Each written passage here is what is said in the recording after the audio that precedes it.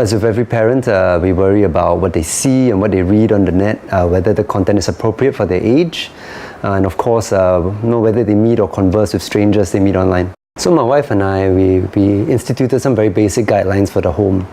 For example, every child is given a small set of minutes per day for each for screen time. And then when they watch online content, they watch it on the family television in view of everyone. And whoever they converse with in all their devices should be people we know and we trust. So of course, these tips and these guidelines vary because they are of different ages, and we should also bear in mind that the personality of the child matters when it comes to instituting these rules.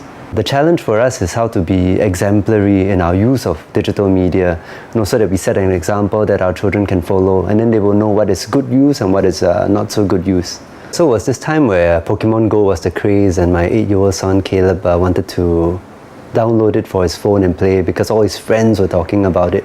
At that time, me and my wife discussed and we decided not to download it for his phone.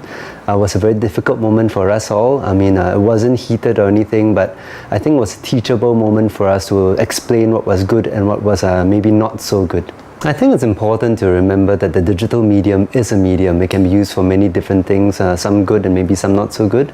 And so when the teachers recommend downloading an app for educational purposes, we assume that the intentions are good and the use is always beneficial for the child. So of course my wife and I would follow the teacher's instructions, would download it, but we also bear in mind and sit with the child and go through the learning and find out how they use it. Because we are both educators and we're interested in how technology is being used to educate children in general. I think the first thing is always to sit down with the child and to find out why the child likes what they like. To discover that actually it may actually be interesting, it may actually be enriching. And when we discover that, we build a closer rapport with the child, and it's a good time to reach a state of empathy.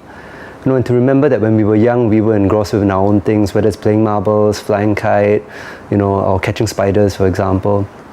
And when we discover that joy of youth, that's when we connect with the child. And when we're really interested in what they do, it doesn't come across as nagging anymore. It comes across as, you are interested in what they do, and you want them to improve.